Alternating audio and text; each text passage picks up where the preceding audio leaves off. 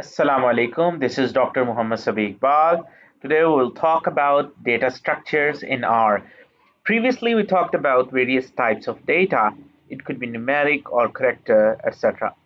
So now the thing is how we can store these different types of data sets into various data objects.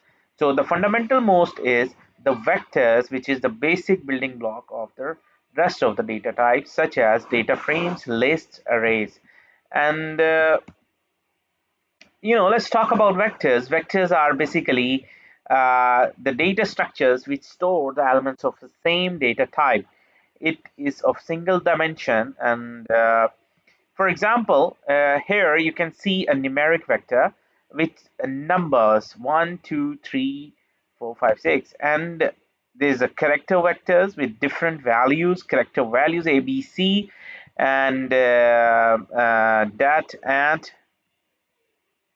but since we have said that only a particular type of data can be stored in a vector, what do you think of this vector which contains the numbers as well as a character?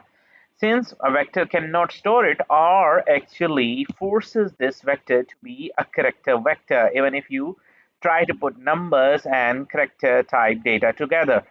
Uh, so let's talk about the syntax. The vector syntax is actually first you will write vector name, and then you will write equal sign, and followed by the C, which is basically a function for combining elements. We call this function the concatenate function, and parenthesis, and in the parenthesis you will actually write a list of elements that you want to supply to this vector.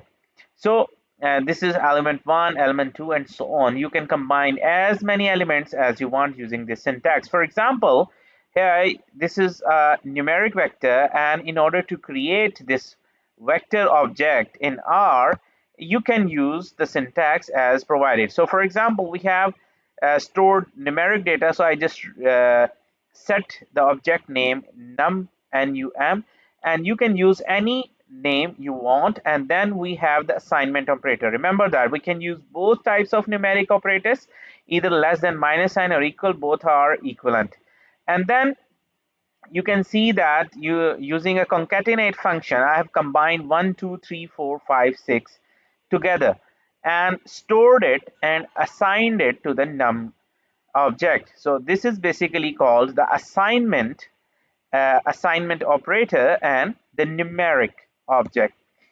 So a useful command is to check whether it is a numeric or not.